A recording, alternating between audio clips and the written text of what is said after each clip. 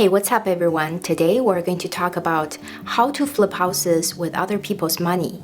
So even if you don't have any money of your own, you can still start flipping houses today, and I'm going to give you a few options to fund your deals. Many beginners have told me that they really want to start flipping houses, but their top concern is financing. You might be in your 20s without sizable savings, or you may have a dead-end job that doesn't allow you to save up. Or you may have family responsibilities and you can't invest your savings and risk losing it all. You may think that you need to have money to invest in order to make more money, and house flipping sounds particularly capital heavy because you need to purchase a fixer-upper first, and a house is usually the most expensive purchase you can make in your lifetime. But this is only half of the truth, because when it comes to real estate investing, you have two options. You can either use your own money or you can use other people's money. If you don't have any money, or if you don't want to invest your own money, I'm going to show you a few sources of other people's money that you can tap into. Make sure you watch until the very end, because I'm going to show you some creative ways that are available to everyone that you can use to fund your flips. If this is your first time tuning into the channel, my name is Elisa and I'm a full-time house flipper in the San Francisco Bay Area. I've been flipping houses for 4 years now, and I've done over 30 house flips. On this channel, I share tips and tricks to get people started in house flipping and real estate investing. If it interests you, make sure you subscribe to the channel so you can see more educational content like this. To flip a house, the main investment is the purchase price and the rehab cost. There are other costs like the holding cost, insurance, and utilities that you have to worry about, but compared to the main investment, these are much less significant. So in this video, we're going to focus on the funding of the main investment of a flip. If you are curious about all the costs associated with a flip, check out this video. Now let me break it down and show you how you can fund the purchase price and the rehab cost. The purchase price is usually the majority of the investment, but the good news is a big chunk of that, usually up to 80 to 90%, can be easily financed by a hard money loan.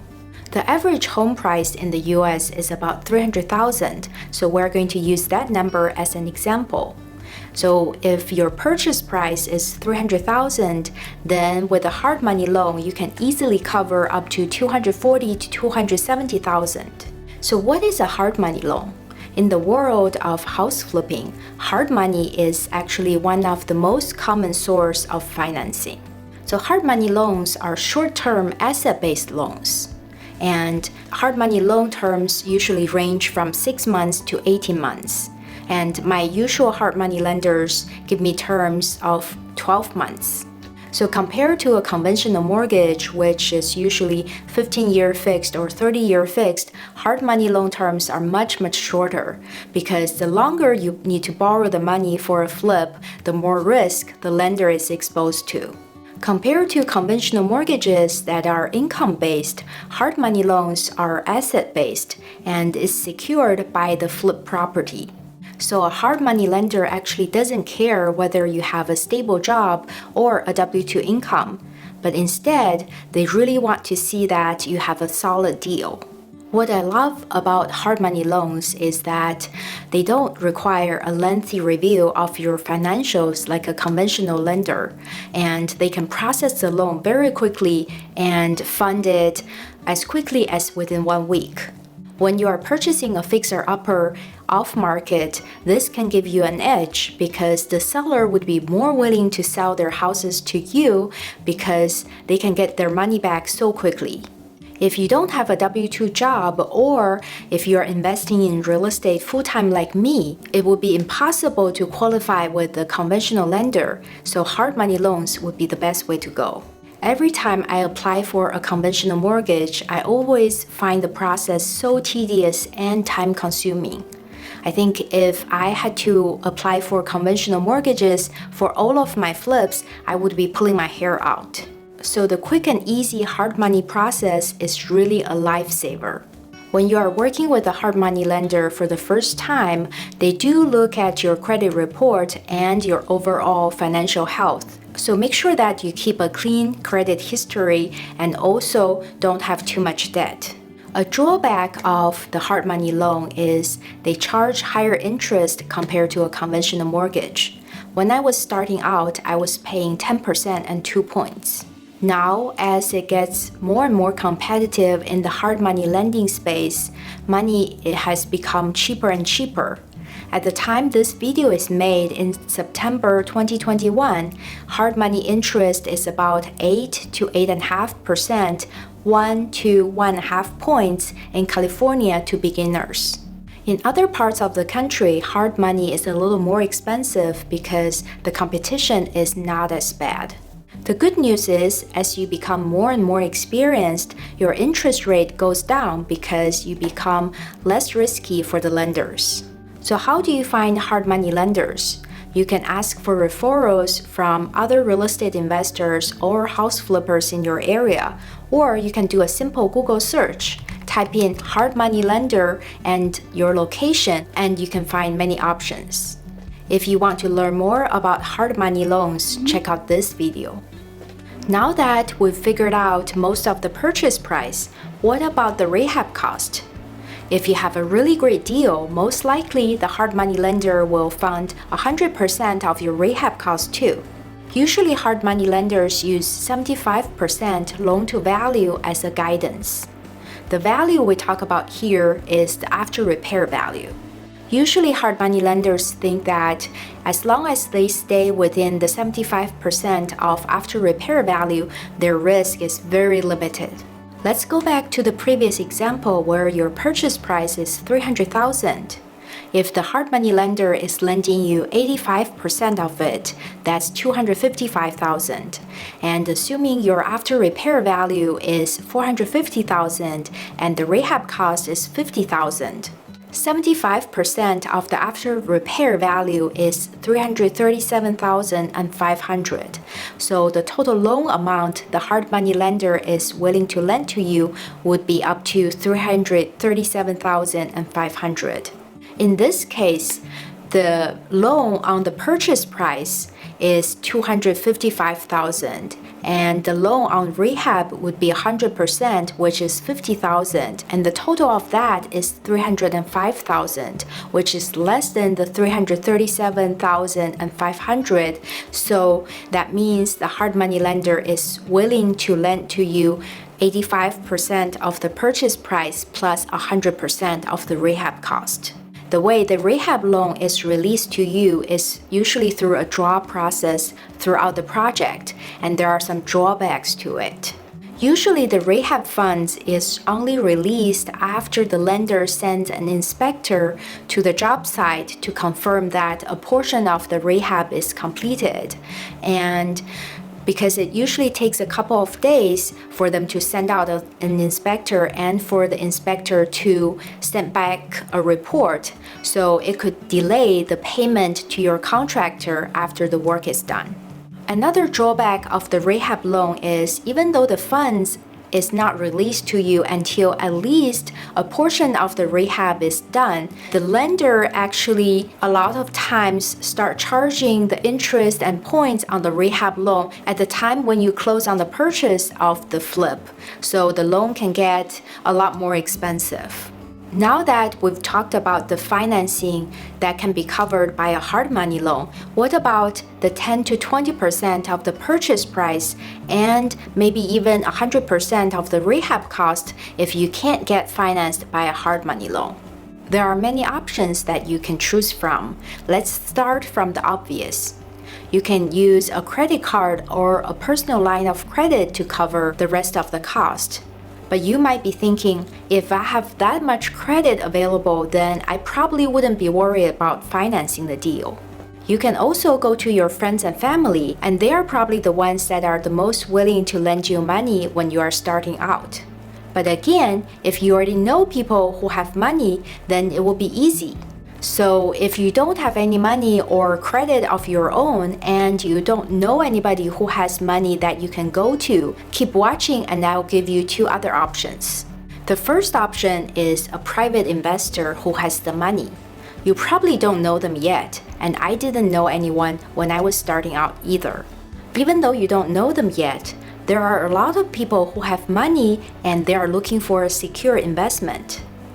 Real estate would be a very secure investment for them because in the long run, real estate prices are always going up because of limited supply and ever-increasing demand. Real estate is a tangible asset and it's not nearly as volatile as stocks. When the investors invest in real estate, they can secure it by a deed of trust. Many investors also want to invest in real estate as a passive investment, meaning they don't want to have to do any work themselves. So where to look for these investors? You can go to your local real estate clubs, Facebook groups, or meetup events. You go on meetup.com and you look for real estate events in your area, and most likely you're going to be able to meet some of the private investors in those events.